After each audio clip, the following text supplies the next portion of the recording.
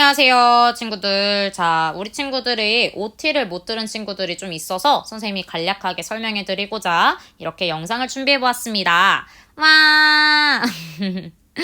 자, 우리 친구들 바로 그러면 선생님과 함께 곽 A 수업에 대해서 안내해 드리도록 하겠습니다. 자, 먼저 선생님에 대한 소개가 필요하겠죠. 자, 선생님은 이름이 윤지영이고요. 교과는 과학을 가르치고 있습니다. 과학 중에 물리 영역을 전공으로 하고 있습니다. 그리고 선생님은 두 가지를 운영하고 있는데요. 바로 첫 번째, 블로그를 운영하고 있어요. 이 블로그에다가는요, 여러분들에게 활동지에 대한 필기본을 제공해 드릴 예정입니다. 그런데 선생님이 이 활동지를 업로드해 드릴 때 항상 정답을 써서 모두 다 써서, 정확히 말하면 모두 다 써서 드리진 않으니까요. 활동지에 업로드 해드린다 해서 그냥 난 수업 안 들어야지 이러시면 전혀 안 됩니다. 그리고 선생님이 유튜브라고 써있네? 유튜브 채널인데요. 이 유튜브 채널에는 바로 달콤 쌉싸름한 과학이라고 검색하면 선생님이 운영하는 채널이 나오는데, 지금 현재 채널에는 작년 중학교 3학년 영상들로 가득 차 있습니다. 그래서 올해는 여러분들과 함께 중학교 2학년 영상을 가득 채울 예정이니까 구독과 좋아요 그리고 알림 설정까지 부탁드려요. 알겠지, 얘들아? 자, 그런데 우리 과학 A에 대해서 얘기를 하기 전에 도대체 중학교에서 과학을 왜 배울까요? 이게 제일 중요해요, 사실 얘들아. 공부를 그냥 하기보다는 우리가 이 공부를 왜 하는지를 좀 아는 게 정말 중요합니다. 먼저 선생님은 두 가지를 얘기해 드릴 수가 있는데요. 선명하게 볼 수 있는 것과 소통을 잘할 수 있음을 말씀드리고 싶어요. 선명하다란 뜻은요, 국어사전에서 산뜻하고 뚜렷하여 다른 것과 혼동되지 않은 이라고 해요. 자, 이 혼돈되지 않음이 정말 중요한데요.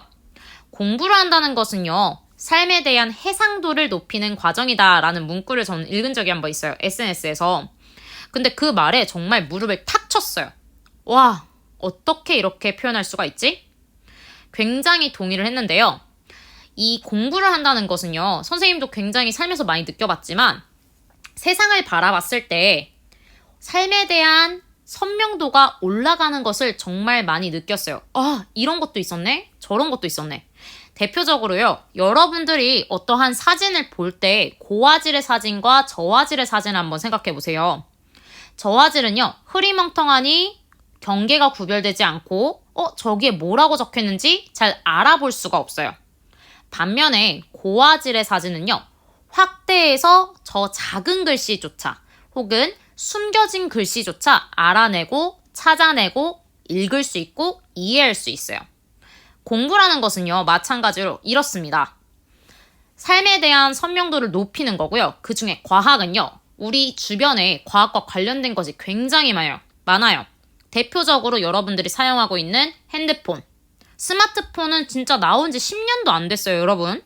아이패드, 선생님이 사용한 것뿐만 아니라 노트북, 컴퓨터, 그 다음에 가전제품들, 아니면 버스 탈 때 틱 하고 찍는 리더기, 그런 등등 모든 것들이 여러분들의 일상 속에 있고 그 안에는 과학의 원리가 있는데, 그런 것들을 배움으로써 이런 것에도 이렇게 적용될 수 있구나. 이래서 우리가 사용할 때 잘 안 됐던 거구나. 이거 고장났는데 이거 이렇게 고치면 돼. 등등 그러한 선명도를 높일 수가 있습니다. 따라서 여러분들의 삶의 선명도를 높일 수 있다는 점에서 과학을 배우게 되는 거고요. 두 번째로는요, 바로 소통하기 위함입니다. 소통이라는 뜻은요, 막히지 않고 잘 통함, 그리고 뜻이 서로 통하여 오해가 없음이라고 해요. 자, 대표적으로 여러분들이 친구랑 대화하는데 친구가 막 우겨요. 그럼 어때요, 여러분? 아니, 왜 저렇게 되는 거지? 아니, 왜 쟤는 말을 저렇게 하는 거야? 라고 하면서 정말 답답하죠. 즉, 통하지가 않아요. 그런데 여러분들이 과학을 배움으로써 단순 과학 지식 때문에 이렇게 소통이 잘 된다고 말하는 것은 아니에요. 이 과학 지식을 배우는 과정 안에서는요, 논리적 사고력이 있습니다. 왜 이렇게까지 결론을 내렸지? 왜 이 이론이 나왔지? 이런 현상들이 계속적으로 관찰됨으로써 이런 결론이 나왔구나. 귀납법. 이런 것들을 통해서 바로 논리적 사고력들을 여러분들이 배울 수가 있는데요. 이 논리적 사고력을 통한 소통을 하게 되면은 막히지 않고 잘 통할 수가 있고 특히 오해가 잘 생길 일이 없습니다. 왜냐면 기승전결 너무 명확하기 때문인 거죠. 왜? 생각을 따라가는 데 있어서 어렵지가 않고 당연하고 그럴듯하고 받아들일 수 있기 때문인 거예요. 그래서 여러분들이 과학을 통해서 이 논리적 사고력, 정확히 말하면 과학적 사고력을 통해서 일상생활에 적용하게 된다면 어떤 누구와 소통한다 하더라도 막힘없이 오해 없이 소통할 수가 있다는 뜻이에요. 단순히 과학 지식을 위해서 과학을 배우기보다는 과학을 통해서 세상을 바라보는 시야가 선명해지길 바라고요. 그리고 여러분들이 친구, 주변 혹은 나중에 나아가 직장생활 안에서도 혹은 사회생활 안에서도 여러분들이 논리적 사고력을 바탕으로 한 소통이 잘 되기를 바라겠습니다. 자, 그러면 이제 우리가 1학기 때 무엇을 배울지 한번 살펴보도록 할게요. 자, 1학기 때 윤지영 선생님과 함께 배울 내용은 다음과 같이 1단원과 2단원입니다. 여러분들은 1단원을 배우고 나서 2단원을 배울 건데요. 1단원에서는 물질의 기본 성분이 무엇인지를 배우고 그리고 물질의 구성 입자에 대해서 배우고요. 그리고 나서 전하를 띠는 입자에 대해서 배우실 겁니다.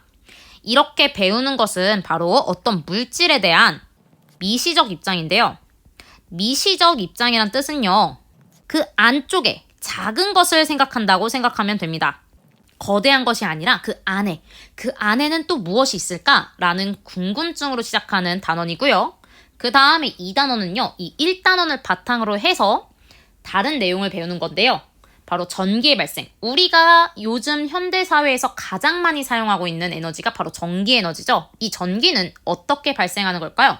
를 배운 다음에 그 전기에서 움직이는 전기인 전류에 대해서 배울 거예요. 그 전류와 전압과 저항 사이의 관계를 배우시게 될 거고 그리고 이 전류에 의한 자기작용까지 배우게 됩니다.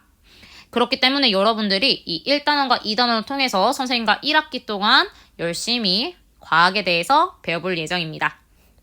평가에 대해서 얘기를 좀 해야 되는데 이 평가는요. 여러분들이 두 가지 종류가 있습니다. 첫 번째는 수행평가가 있고요.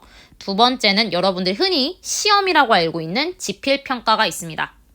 이때 수행평가와 지필평가가 혼합되어서 100점으로 환산되어 들어가는데요.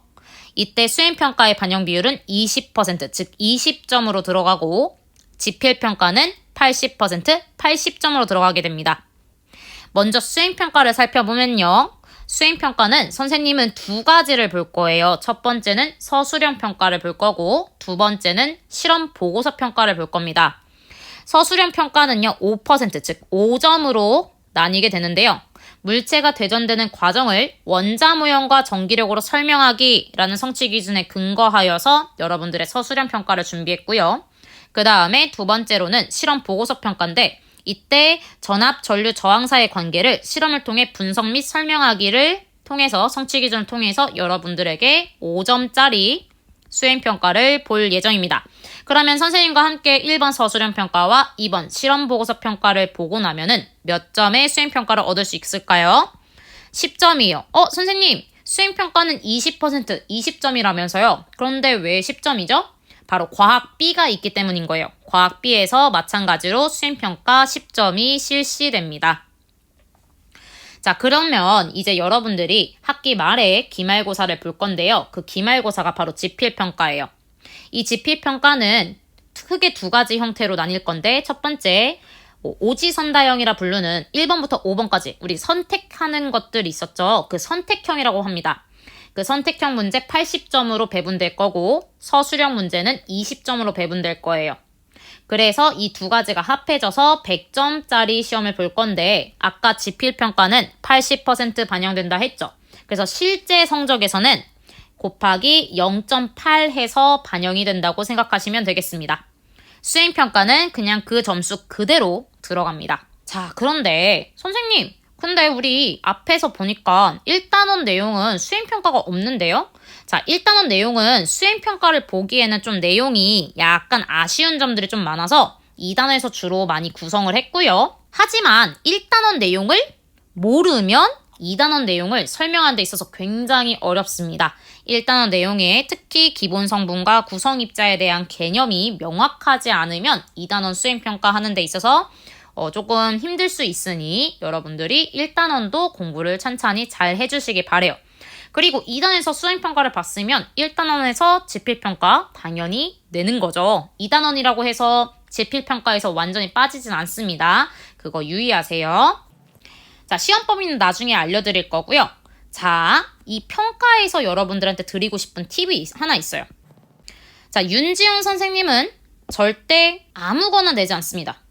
수업 시간에 한 것 그대로를 냅니다. 그대로 낸다고? 그럼 숫자까지 다 똑같은 건가? 아이, 진짜 너무하시네. 숫자까지 똑같으면 너무하시죠? 그건 아니고요. 숫자를 제외한 나머지 형태, 유형, 시험지의 구성 같은 것 등등은 바로 수업 그대로 따라 합니다. 특히 수행평가는 수업과 평가가 일체화되는 형태이기 때문에 바로 여러분들이 수업만 잘 따라오신다면 수행평가 만점도 거뜬할 수밖에 없는 그런 형태입니다. 한번 보면 감이 올 거예요. 그렇기 때문에 선생님이 수업 때 이거 이렇게 해서 수행평가 볼 거야, 이거 이렇게 해서 시험 낼 거야 라는 등등의 힌트를 드리고 그 형태 부분을 그대로 학습하고 답습하고 선생님이 시키는 대로 하신다면 당연히 점수가 잘 나올 수밖에 없는 구조입니다. 선배들한테 물어보세요. 자, 그러고 지필평가 있는데 지필평가는 사실 선생님의 수업의 목표는 여러분들이 학원을 다니지 않아도 성적이 잘 나올 수 있는 시험이길 바래요. 무슨 뜻이냐? 지필평가 대비해서 여러분들에게 형성평가를 드릴 겁니다. 이 형성평가 안에서 대부분 조금 응용해서 낼 건데요. 특히 이 서술형 평가는요. 선생님이 수업 때 많이 대비를 해드리고 여기서 서술형 평가 낼 거야까지도 알려드려요. 그렇기 때문에 여러분들이 마음만 먹고 진짜 1년 동안 같이 따라와 주신다면 여러분들이 처음 겪는 이 중학교 지필평가와 수행평가에 대한 걱정을 좀 덜어드리고 싶습니다. 자, 그러면 여러분들이 앞으로 챙길 것들이 좀 있는데요. 아까 말했다시피 네이버 블로그를 꼭 활용해 주세요. 네이버 블로그에는 필기노트가 올라갈 거니까 이미지 파일로 올라가요. 그런 것들을 활용해서 수업 이후에 공부를 하시기도 바라고요. 대신 조건이 있어요. 문제점이 있어요. 정확히 말하면. 늦어질 수도 있습니다. 되도록이면 많이 밀리지 않고 올려드릴 수 있도록 선생님도 노력할 거고요. 늦어질 수 있다는 점만 양해해 주시기 바랍니다. 그리고 유튜브 채널 항상 이용해 주세요. 선생님이 온오프 병행을 하긴 하는데 수업 시간에, 오프라인 수업 시간에 혹은 온라인 수업 시간에 헷갈리고 어려웠던 부분은 꼭 한번 다시 들어주세요. 제가 온라인 수업을 진행하면서 가장 많이 좋았던 장점들은요. 내가 조금 이해하는 게 느리다란 친구들이 정말 효과를 많이 봤었어요. 그렇기 때문에 유튜브 채널을 계속 운영하는 거니까요. 반드시 헷갈리고 어려운 부분은 표시해놨다가 사용해 주시기 바래요.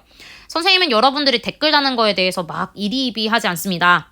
그냥 편안하게 사용해 주시면 되니까요. 뭐 꼭 몇 학년 몇 반 누굽니다 라고 이런 거 안 써주셔도 돼요. 그냥 너 편한 대로 하세요. 여러분들이 공부하시는데 도움이 될 수 있길 바라면서 네이버 블로그와 유튜브 채널을 운영하는 거니까요. 꼭 활용해 주시기 바라고요. 그 다음에 올해 추가하는 것이 카톡 오픈 채팅방이에요. 작년에 선생님이 3학년 친구들이랑 수업을 하면서 애들한테 물어보니까 질문하고 싶은데 나중에 선생님 볼 때 질문에 대해서 너무 답답했어요. 선생님 전화했는데 앞에 친구가 전화해서 선생님 전화를 안 받아요. 이런 친구들이 있더라고요. 그래서 선생님이 오픈 채팅방을 한번 운영해야 되겠다라는 좀 결심이 생겼습니다. 그래서 여러분들이 실시간으로 언제든 수업을 듣다가던 어려운 점이 있고 궁금한 점이 있고 이거 이상한데? 라는 점들이 있으면 바로 질문 가능합니다. 대신 이거 좀 알려줘. 이렇게 반말하면 될까요? 안 될까요? 안 돼요. 왜 대답 안 해?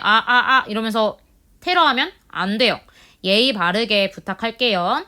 그리고 이 실시간이라는 것은요. 오전 8시부터 오후 4시 반까지는 아니에요. 그냥 언제든지 질문하시면 되는데요. 선생님 알람 울려서 선생님 잠 깨시면 어떡해요?